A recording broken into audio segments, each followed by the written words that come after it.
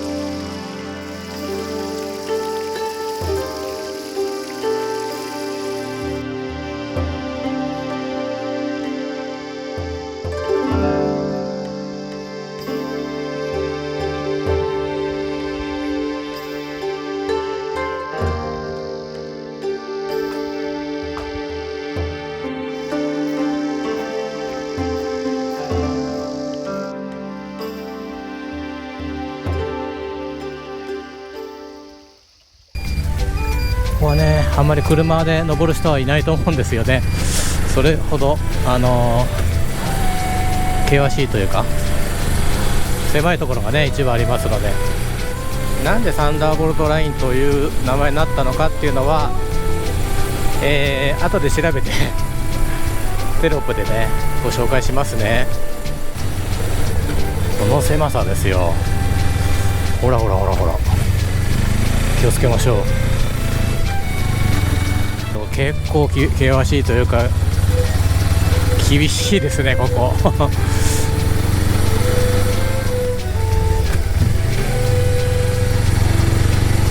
これは楽しい。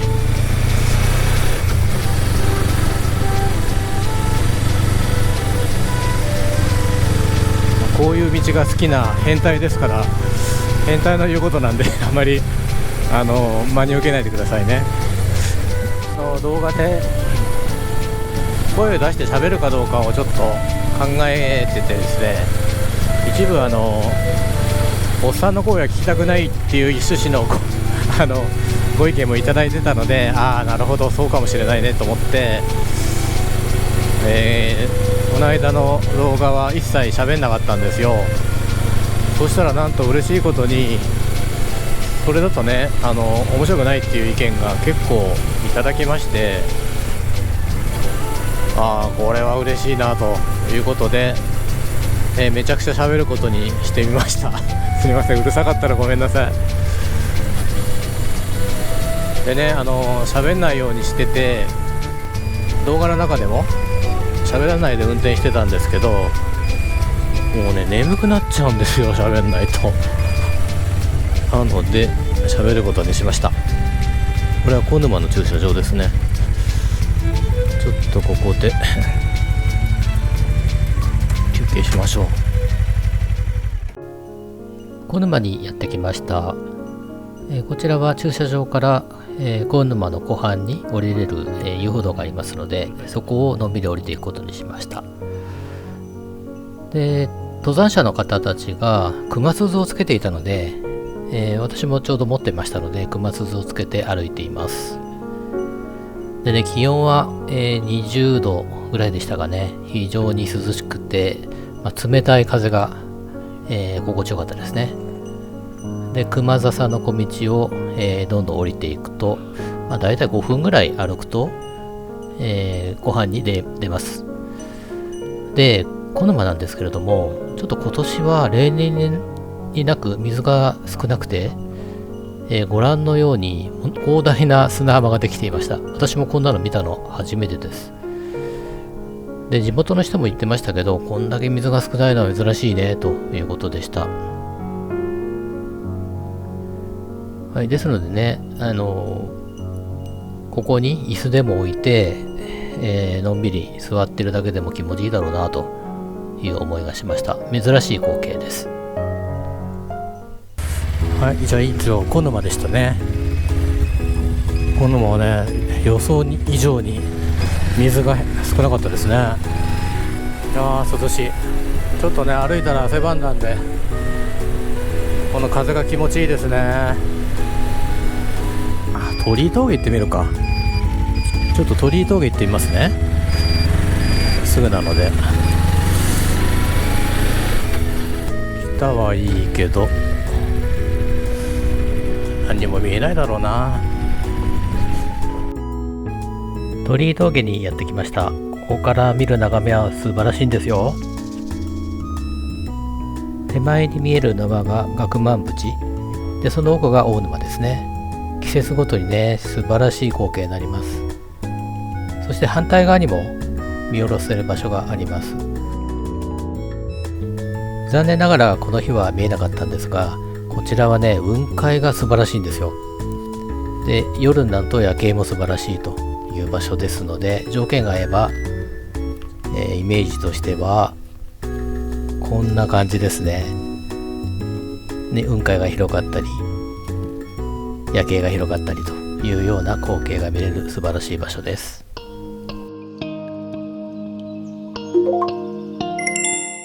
はい、じゃあ大沼にね降りてみましょうね。以上鳥居峠でした。ここねビジターセンターだったとこじゃないかな、おそらくね。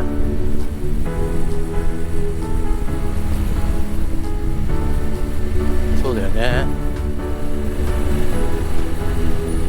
結構いますね、人がね、車がね。涼しいですからね。これがね大沼です。見えますか。やっぱりね水が少ないですね。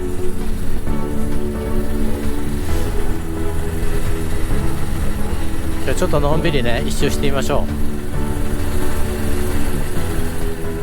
26度ですもんね。走っても気持ちいいですよね。すごいな、走ってる人が。邪魔にならないようにしましょう。これランニングは最適ですね。やっぱりねキワキワまでね水来てましたけどね、前は。今はなんか引いてますね。砂浜ができてます。もうねいいとこですね。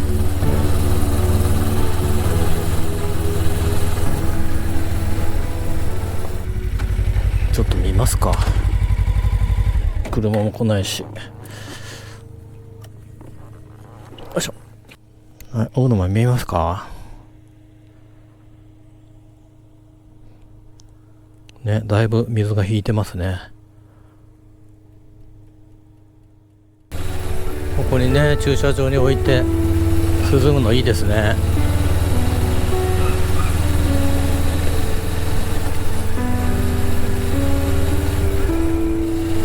雲が取れたら綺麗なんだけどな。また来ましょうね。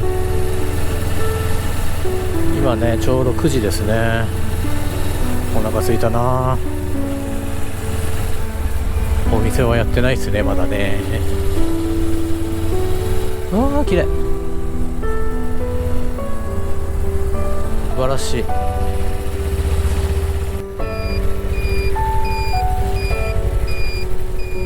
一周してきましたね。ここから行けるな。ちょっと湖畔行ってみましょうかね。よいしょ。今の気温が 23.1 度ですね。あ、開いてた。一応撮るかね、せっかくだから撮りますよ。よいしょ。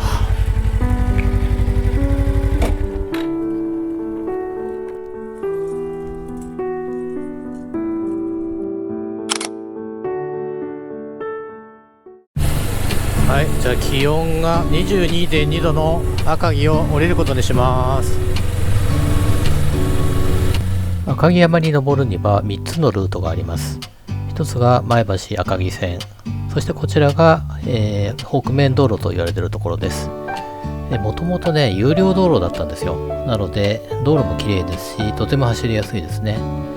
そして前橋赤城線に比べると比較的空いていますので、こちらから登ったり降りたりするのが、おすすめだと思います。もう一つのルートは最初にご紹介したサンダーボルトラインになります。ただ非常に険しい道なので車では厳しいかもしれません。で、今こちらに見えるのが有料道路時代にあった料金所の跡ですね。はい、こちらから一般道に降りたという感じになります。そして赤城を降りたら今度は利根沼田望郷ラインという道路に出ます。こちらがね、非常に広大な、農地が広がっている素晴らしい眺めがいい道路ですので、こちらもご紹介したいと思います。でね、ちょうどこの丘を駆け上るとバーンとこう広大な農地が広がって見えますので、とってもね好きな場所なんですよね。で、ここはね、群馬県の昭和村という場所で、とにかくね、いろんな野菜を作ってて、野菜王国と言われてる場所ですね。お昼ご飯にありつけそうな時間になってきました。なのでちょっと行ってみましょうかね。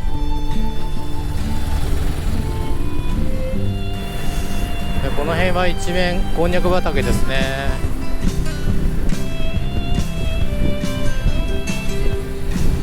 いいとこですよ。ここですね。こう右に曲がると、今走ってるのがね望郷ラインなんですけど、こう右に曲がるとアグリーム昭和っていう道の駅がありますんで、そこに寄って食べます。ここはラベンダーとマリーゴールドがずっと咲いて可愛いですね。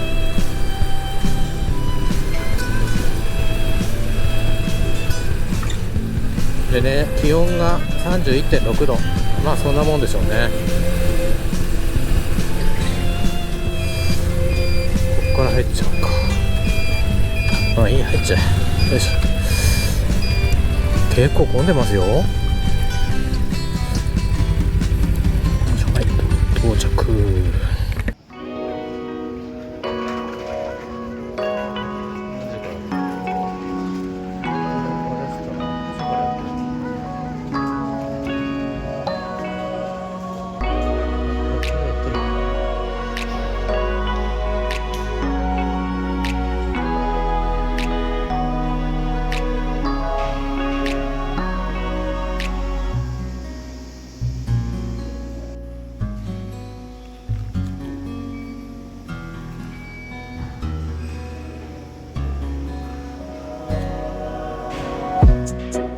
アグリーム昭和の農家レストランで食べてきました。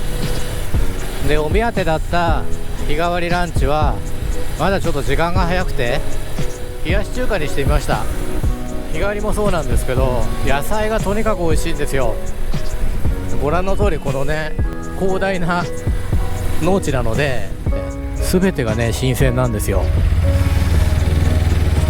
で、やっぱりね予想通りすごく美味しかったです。で、夏季限定なので、ぜひねここいらした時はこの冷やし中華食べていただきたいですね。トマトもね丸々1個入ってましたし美味しかったですよ。はい、ということで多少興奮気味ですけどそれほど美味しかったというわけなんで、ご容赦ください。今から帰路に着きたいと思います。2週にわたってお送りしました赤城の旅、いかがだったでしょうか。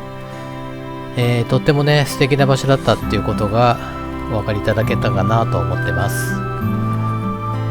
この夏の時期は上に登るととっても涼しいので、ぜひ出かけてみてはいかがでしょうか。またね、別の季節もこれからはね、紅葉の時期ですので、また必ず行って、素晴らしい紅葉をお届けしたいと思ってます。本日も最後までご視聴ありがとうございました。次回も群馬の魅力をお届けいたします。